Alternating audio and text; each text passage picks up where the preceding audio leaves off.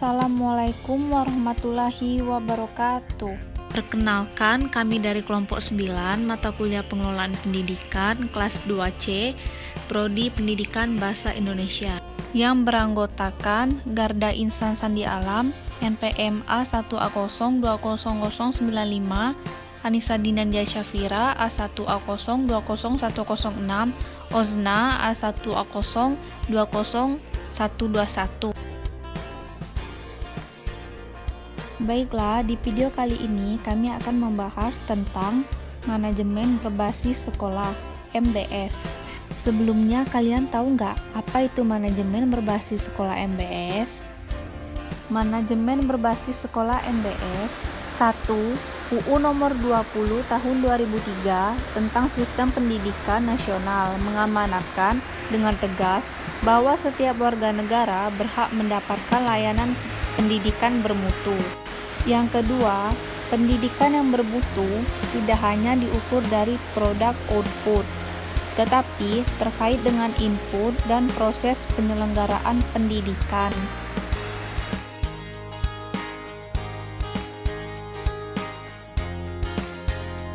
Yang ketiga, upaya peningkatan mutu layanan pendidikan harus melibatkan stakeholders pendidikan, khususnya masyarakat dan orang tua peserta didik. Keempat, MBS merupakan inovasi dalam pelibatan masyarakat dan orang tua peserta didik untuk peningkatan mutu pengelolaan penyelenggaraan pendidikan di era ekonomi daerah. Yang kelima, hasil penelitian di berbagai negara membuktikan bahwa implementasi MBS secara benar dan konsisten dapat meningkatkan mutu pendidikan anak secara signifikan karena keterlibatan masyarakat dan orang tua sesuai dengan perannya masing-masing. Adapun konsep dasar MBS, manajemen berbasis sekolah (School-Based Management) merupakan salah satu model sistem pengelolaan sekolah yang memberikan kewenangan lebih luas dan kekuasaan Bersangkutan dan bertentangan dengan ketentuan yang berlaku. Pemberian kewenangan dalam mengambil keputusan dipandang sebagai salah satu bentuk otonomi di tingkat sekolah di pemberdayaan sumber-sumber resource, sehingga sekolah mampu secara mandiri dalam hal kepada setiap pihak yang menggali. Tujuan implementasi MBS. Yang pertama, pemberian otonomi yang lebih luas kepada sekolah dalam pengambilan keputusan untuk peningkatan layanan pendidikan. Yang kedua, meningkatkan partisipasi masyarakat dan orang tua peserta didik dalam penyelenggaraan pendidikan bermutu. Yang ketiga, mengembangkan kepemimpinan kepada sekolah yang demokratis dan profesional. Yang keempat, membangun teamwork yang demokratis dan profesional untuk layanan pendidikan bermutu dalam upaya peningkatan mutu pendidikan secara menyeluruh. Alasan MBS. Yang pertama, sekolah lebih mengetahui kekuatan, kelemahan, peluang, dan ancaman bagi dirinya. Yang kedua, sekolah lebih mengetahui kebutuhan sendiri. Adapun yang ketiga, keterlibatan warga sekolah dan masyarakat dalam pengambilan keputusan. Yang keempat, secara ekonomis, manajemen lokal dirasakan lebih efisien atau efektif. Paradigma baru partisipasi masyarakat dalam pendidikan. Pra-MBS. Hanya dalam input pendidikan berupa sumbangan uang. Dalam konteks MBS, partisipasi dalam input, proses, dan kontrol kualitas output pendidikan diwadahi dalam formula komite sekolah, fungsi dan peran utama komite sekolah, mitra kerja, penasehat, penghubung dengan masyarakat. Karakteristik keberhasilan implementasi MBS.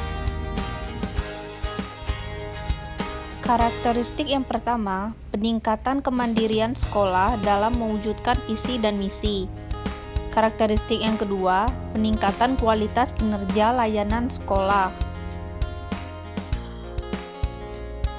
Karakteristik yang ketiga, peningkatan kesejahteraan material dan material. Karakteristik yang keempat, peningkatan kualitas partisipasi masyarakat dan orang tua. Karakteristik yang kelima, peningkatan transparansi dan akuntabilitas pengelolaan sekolah. Permasalahan yang dihadapi dalam pelaksanaan implementasi MBS. Yang pertama, pemahaman terhadap konsep dan aplikasi MBS masih belum benar. Yang kedua, rendah tingkat kesiapan dan komitmen sumber daya manusia. Yang ketiga, sistem regulasi teknik yang tidak jelas. Yang keempat, rendah kualitas partisipasi masyarakat dan orang tua terhadap pendidikan anak. Yang kelima, rendah komitmen dukungan dana dari masyarakat dan orang tua terhadap layanan pendidikan yang bermutu. Selanjutnya, ada tujuan MBS. Tujuan MBS meningkatkan kinerja sekolah melalui pemberian kewenangan dan tanggung jawab yang lebih besar kepada sekolah, yang dilaksanakan berdasarkan prinsip-prinsip tata kelola sekolah yang baik, agar mencapai mutu yang tinggi. Pengertian mutu. Gambaran dan karakteristik menyeluruh dari barang atau jasa yang menunjukkan kemampuan dalam memuaskan kebutuhan yang ditetapkan. Yang kedua, dalam pendidikan mutu mencakup proses dan output pendidikan. Input. Makin tinggi tingkat kesiapan input, makin tinggi mutu input tersebut. Output. Output yang tinggi jika prestasi sekolah khususnya siswa mencapai nilai akademik dan non-akademik yang tinggi. Karakteristik sekolah yang melaksanakan MBS, yaitu ada 3. Yang pertama output, yang kedua proses, yang ketiga input. Output, pencapaian akademik dan non-akademik tinggi.